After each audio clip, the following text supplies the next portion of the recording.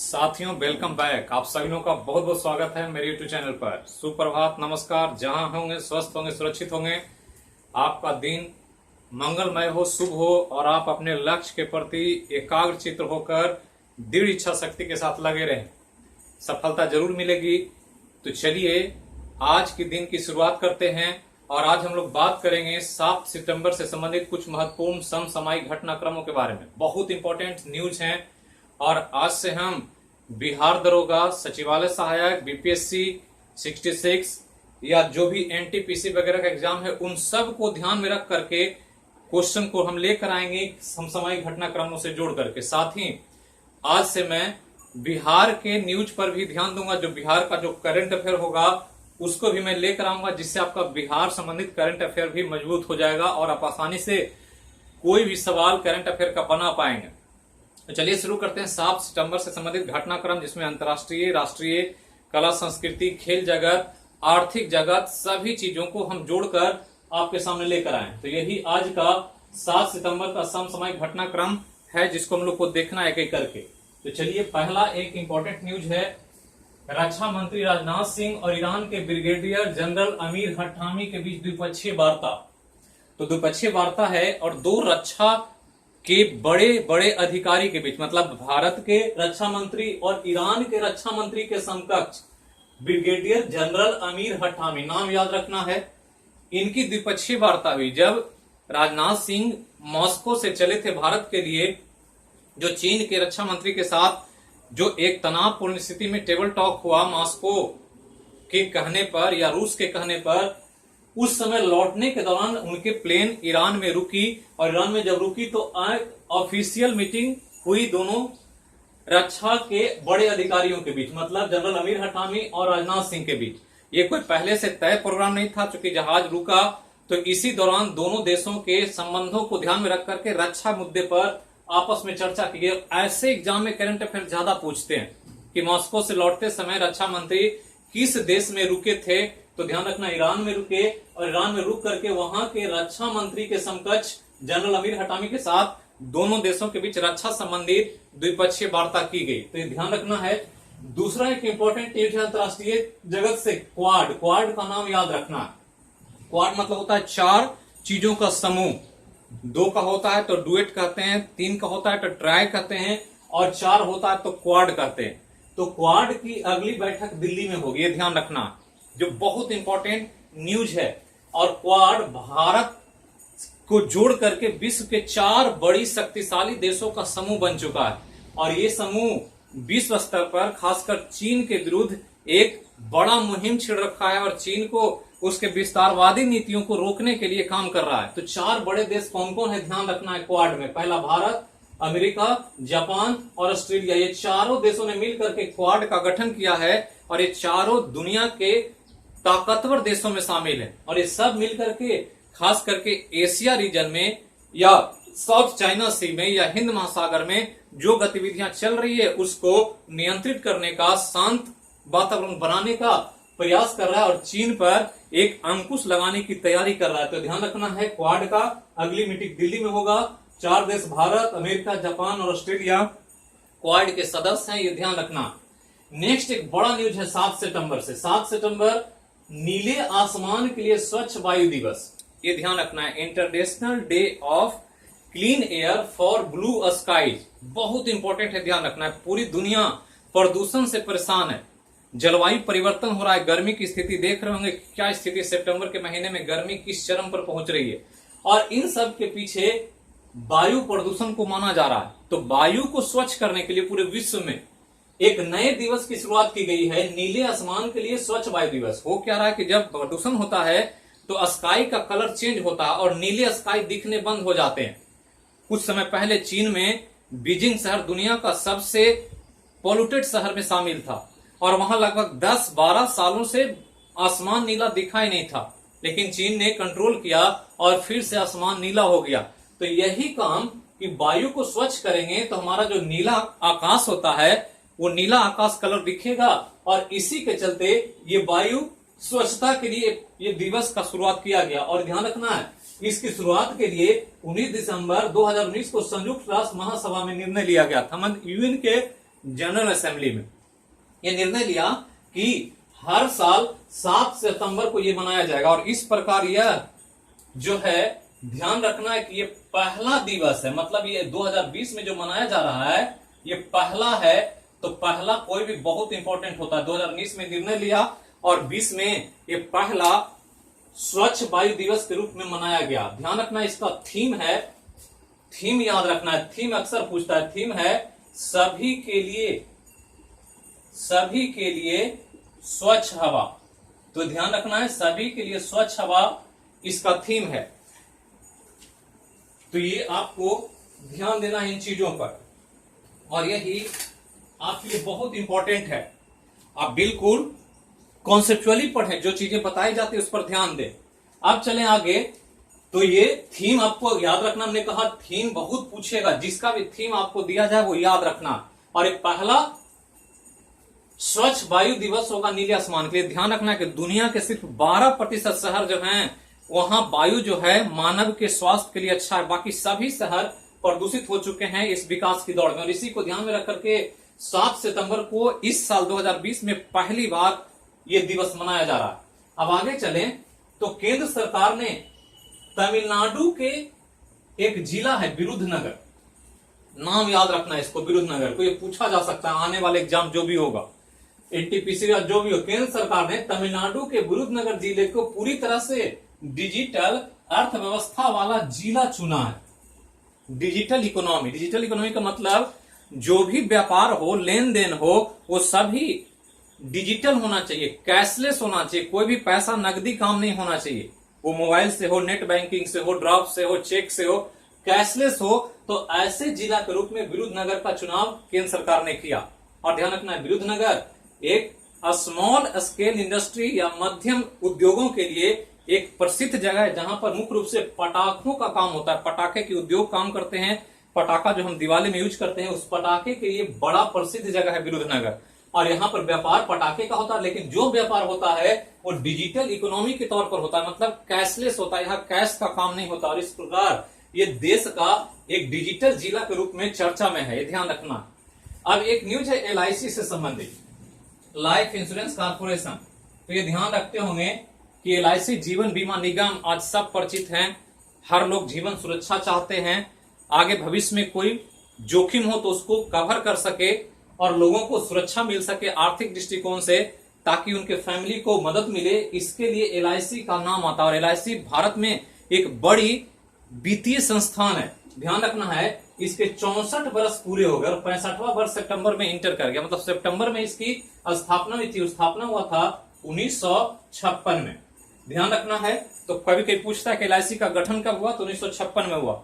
और ध्यान रखना है कि 65 साल हो गए और 1956 में जो शुरू हुआ था वहां से यहां तक आया। और ध्यान देना है कि जिस समय शुरू हुआ था इसके पास सिर्फ 5 करोड़ की पूंजी थी। ये ध्यान रखना है, 5 करोड़ की पूंजी से एलआईसी शुरू हुआ था भारत में। और ध्यान रखना कि आज के समय में 2020 में 31.96 लाख करोड़ की प्रॉपर्टी है एलआईसी की, अपनी पूरी परिसंपत्ति। और इस प्रकार पता चलता है कि यहां से यहां का सफर एक बड़ा अचीवमेंट है एलआईसी के लिए, भारतीय जीवन बीमा निगम के लिए। और ध्यान देना है कि ये एलआईसी अभी भारत ही नहीं, भारत और आसपास के 14 देशों में काम करती है। मतलब छोटे छोटे बहुत सारे देश हैं जहां पर एलआईसी काम करती है, वित्तीय संस्थान के रूप में या इंश्योरेंस कॉर्पोरेशन कंपनी के रूप में। तो ध्यान रखना है भारत की एक बड़ी पूंजी संस्थान है जिसका सितंबर में 64 साल पूरा और 65वें वर्ष में प्रवेश कर गया। स्थापना वर्ष याद रखना है। और यह ध्यान रखना है कि 14 देशों में यह काम कर रहा है भारत के साथ। आगे चलें तो कोरोना काल चल रहा है और कोरोना काल से जुड़ा हुआ बहुत सारा न्यूज है।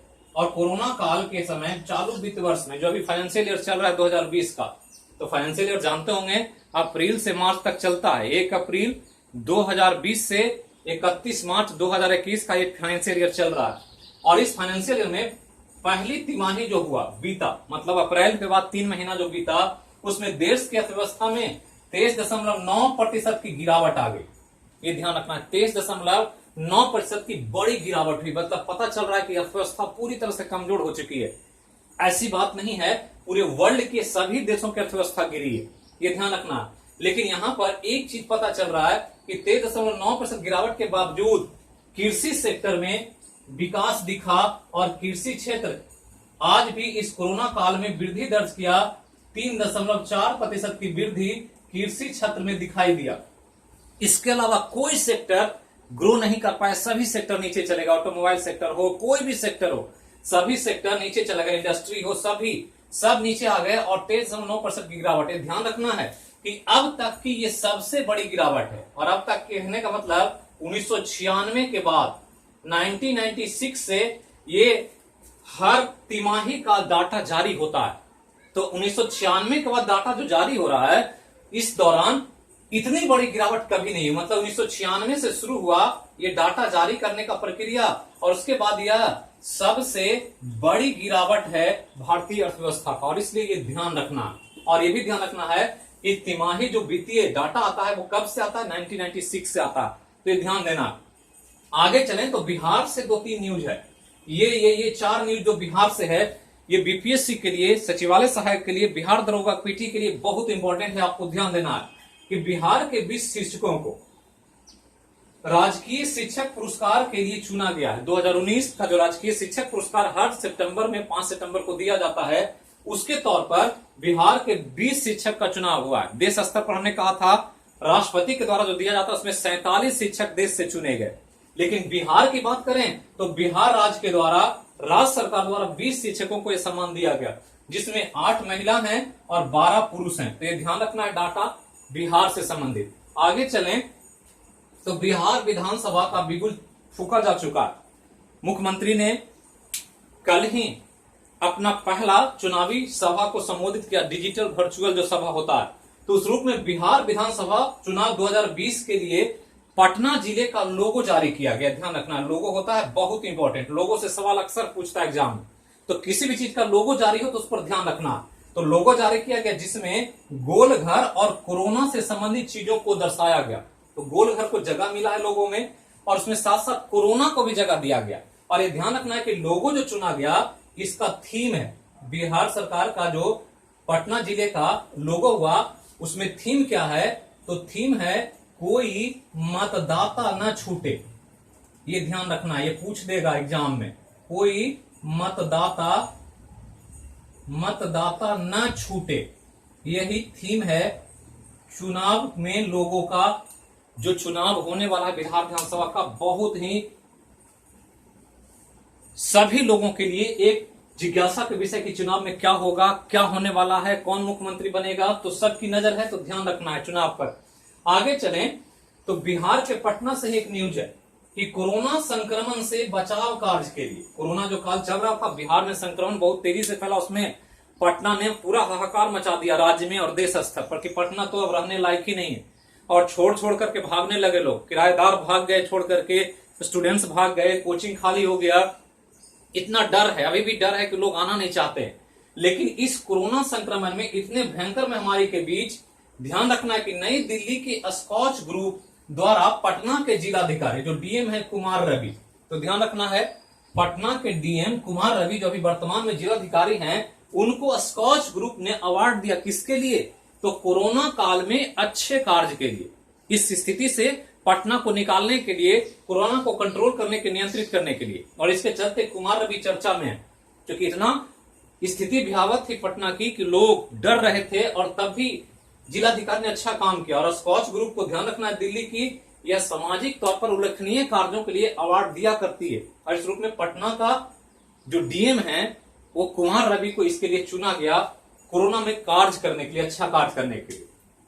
एक और न्यूज जो बीपीएससी जैसे एग्जाम में बहुत इंपॉर्टेंट है, न्यूज है कि बिहार के 25 वेटलैंड, ये ध्यान रखना, वेटलैंड में तो होता वैसा जगह जहां पानी भरा हो, झील जैसी स्थिति हो, जलाशय हो, कृषि कार्य नहीं होता हो और उस जलाशय के आसपास जीव जंतु आते हो, रहते हो, प्रवासी पक्षी निवास करते हो।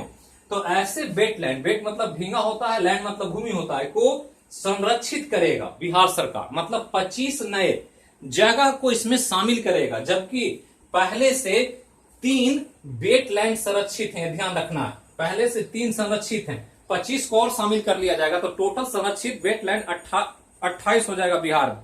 3 कौन कौन है ये ध्यान रखना है। और ये ध्यान रखना है जो करेगा वो वन जीव संरक्षण अधिनियम 2017 के तहत। तो वन जीव संरक्षित अधिनियम जिसमें सभी पशु पक्षियों को संरक्षण देने की बात सरकार करती है, कोई उसका शिकार न करे, उसको कोई डिस्टर्ब न करे, उसको रहने दिया जाए, इसके तौर पर ये वेटलैंड को संरक्षित किया जाएगा। 3 कौन कौन है बहुत इंपॉर्टेंट है, लाल सरैया पश्चिम चंपारण, एक और कामरताल बेगूसराय और ताल बैरैला वैशाली। ये 3 जिला में 3 तरह के वेटलैंड बहुत चर्चा में हैं और ये बिहार सरकार द्वारा संरक्षित वेटलैंड है। पश्चिम चंपारण का लाल सरैया, बेगूसराय का कांवरताल और वैशाली का ताल बरैला। तो तीनों को ध्यान रखना है। पूछ देता है कि कांवरताल किस जिला में है, पूछ देता है बरैला झील किस जिला में है, या पूछ देगा लाल सरैया किस जिला में है, तो ये पूछेगा बीपीएससी के एग्जाम। तो ये ध्यान रखना है। आगे चलें तो खेल से न्यूज है, खेल से साथ ही आर्थिक जगत से भी। ऑस्ट्रेलिया के पूर्व क्रिकेटर मैथ्यू हेड, नाम जानते होंगे, ये जब आते थे ग्राउंड पर तो भारतीय बल्लेबाजों की गेंदबाजों की स्थिति खराब हो जाती थी। हम लोगों ने भी देखा इनको खेलते हुए। बहुत अच्छे बैट्समैन, बल्लेबाज, सलामी बल्लेबाज के रूप में खेला, बड़े बड़े स्कोर बनाए, लेकिन अब ये आर्थिक जगत में काम करेंगे। तो ऑस्ट्रेलिया के पूर्व क्रिकेटर मैथ्यू हेडन और ऑस्ट्रेलिया के भारतीय मूल की लीजा सिंह, ऑस्ट्रेलिया में रहती हैं लेकिन भारतीय मूल की लीजा सिंह, इन दोनों को भारत में ऑस्ट्रेलिया का व्यापार दूत बनाया गया है। ये ध्यान रखना है। खेल से जुड़े हुए हैं लेकिन अब व्यापार के लिए काम करेंगे, ऑस्ट्रेलिया का राजदूत भारत में। तो ये ही था आज का महत्वपूर्ण करंट अफेयर। वीडियो को लाइक करें, करंट अफेयर के क्लास को ज्यादा से ज्यादा लोग तक पहुंचाएं ताकि ये करंट अफेयर और ज्यादा आपके लिए इंपॉर्टेंट हो। और इसको ध्यान रखें कि सैटरडे को इसका क्वेश्चन आवर भी आपका होने वाला है, तो फ्राइडे तक जो भी होगा उसको पूरी तरह से याद रखें ताकि आपको कोई भी सवाल पूछा जाए 10 का दम में आप गलत ना करें और आपकी करंट अफेयर की तैयारी पूरी मुकम्मल हो जाए। तो थैंक यू, फिर मिलते हैं नेक्स्ट क्लास में। तब तक जहां रहें स्वस्थ रहें, सुरक्षित रहें। हैव ए नाइस डे, आपका दिन मंगलमय हो। Thank you.